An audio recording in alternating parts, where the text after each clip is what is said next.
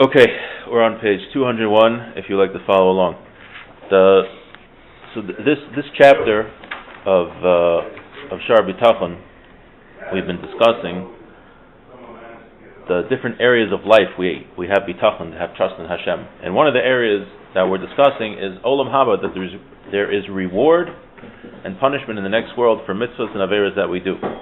So the Baal Chovos Havavos went on a little bit of a tangent over here, and is discussing, when you read the Torah, you don't really see anything about Olam Haba. Why doesn't the Torah discuss the reward and punishment in Olam Haba? So we did two reasons, and today I hope to do the third reason. So the first reason why Olam Haba, we mentioned, was not written in the Torah, because it's very hard for us to perceive of a reality where we have a neshama without a body. Because Olam Haba is a reward for the neshama, for the soul, but not for a body. Interestingly, it could be that he's arguing with the Ramchal. The Ramchal says that in Olam Haba, our body is actually going to be rewarded with our neshama, but the body is going to be transformed into a more spiritual state. So that's it doesn't have to be arguing necessarily. So that's one thing. One is that the Torah doesn't write about Olam Haba because it's very hard for us to relate to it. But then he does write that in the Nevi'im, and Sifrei Nevi'im, there are hints to Olam Haba, or Olam Haba is written to, for the more sophisticated people that can understand. So another reason that Olam Haba is not mentioned in the Torah, the second reason is because people already had a Masorah from way back. They had a tradition that there was such a thing as a next world, that human beings have a spiritual basis, and of course that the spirit lives on. That was just like an obvious thing. Now we're going to do the third reason. The third reason why Olam Haba is not mentioned in the Torah. Umehem sha'am hayu min hasichlus u'miut ha'avana be'inyan she'enena nela mima shekasav b'Torah. He says, when the Jewish people came out of Egypt, they were spiritually unsophisticated. From the fact they did silly things that they shouldn't have necessarily done. You read the Torah; they were constantly complaining to Moshe Rabbeinu. They were doing things that weren't so great. So when they came out of Egypt, they weren't so spiritually refined yet. Hashem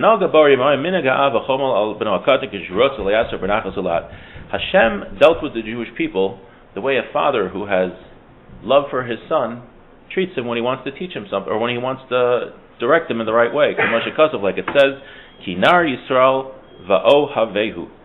For the Jewish people were a child, and I showed them love. Va'av, and a father. Let's say when a father wants to teach his child wisdom. Let's say your father wants to teach you calculus. Which will get him great heights. Okay, maybe not calculus, maybe something important. The father wants to teach a child something very important. He wants to teach him Torah.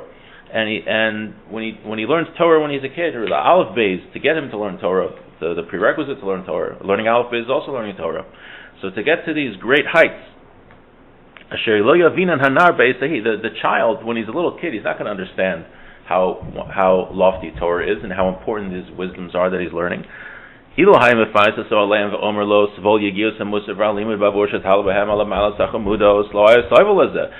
the father would tell his 5-year-old, learn Aleph Beis because the Torah is, and he gives him all these philosophical reasons why the Torah is so important. The kid's not going to listen to him. The kid can't appreciate the philosophical, deep reasons why Torah is important. Whatever.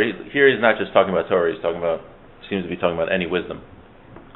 The kid's not going to listen to him. He doesn't understand him. However, if the father promises the child something which is sweet right away, like food or drink, nash, right? You learn the Aleph Beis, you'll get some nash. He promises a nice clothes, a nice car,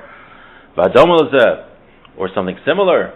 Or he punishes him with something where he's going to get the punishment right away, like hunger. You're going to go to bed without dinner. The arom, or not clothing him properly, or malchus, or hitting him. You see, back in the day, they were more strict with their kids. You can't get away with doing any of this nowadays. You probably get typhus at your front door, and you'll be in trouble. V'adoma lahem, or similar things. V'yashiv daito amash yiftach alav min arayos hamorgashos ve'edios haglus hamitios. And he says, or he gives them like tangible proofs. of the benefit of what he's learning, right? If you learn these things, you could be like so-and-so who's very successful because he learned these things.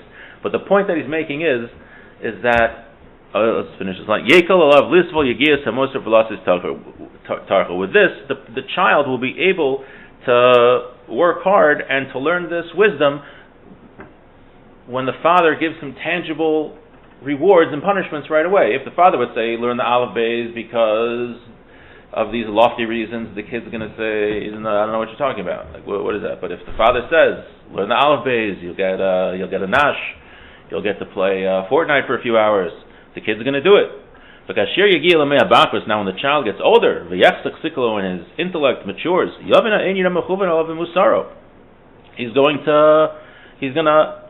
he'll understand the reasons, and then he'll do it for the right reasons.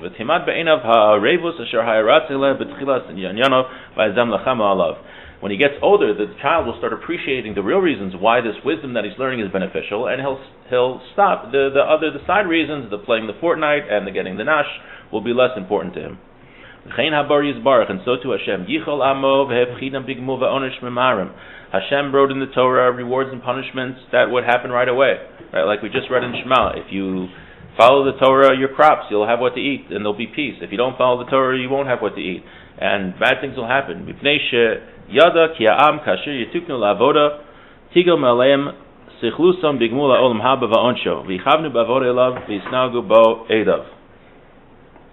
Because Hashem knew, first the people have to be accustomed to serving Hashem properly, and the way to do that was by giving them tangible rewards and punishments, and only after that, then the people, as they mature, the Jewish people, as they go to maturity, will start serving Hashem for the right reasons. Similarly, that's why we have, very fancy word, we have anthropomorphisms in the Torah. I learned that word from Alan Harberger in my youth. That when the Torah gives physical characteristics of Hashem, and we know that Chas v'Shalom, that Hashem does not have any physical characteristics, but it says, sometimes it talks about the hands of Hashem, the eyes of Hashem. Why does the Torah do that? If Hashem doesn't have eyes, Hashem doesn't have hands, so why do that in the first place? Why potentially mislead people? The reason is, he says, so that human beings have a way to relate to Hashem, so the Torah writes in a way that human beings can understand, even simple people can understand. So he writes in the bottom here from Rav Solomon. This isn't just the way that the Jewish people matured in serving Hashem, but the same thing that all human beings, when we serve Hashem, first we serve Hashem for simple reasons. But as we get older and as we mature and we learn more, and then we develop more mature reasons for serving Hashem, and we have a deeper reason, deeper internal philosophical, deeper reasons of how we serve Hashem. So the idea is, though, that we have to mature in the way that we serve Hashem throughout our lives. There's a Kiruv rabbi, and he said he would be in college, and he would get these kids in college that would have questions about Yiddishkeit, this and that, and they were so confident that Yiddishkeit was wrong. So he would ask them, like, well, you're in college, so you have basically a 20-year-old's view of the world, 22-year-old, whatever view, you've taken philosophy classes maybe. When did you stop your Jewish education? Oh, it's your bar mitzvah when you were 13. So you have a 20-year-old's perspective on secular wisdom versus a 13-year-old's perspective on Judaism. So of course there's no competition.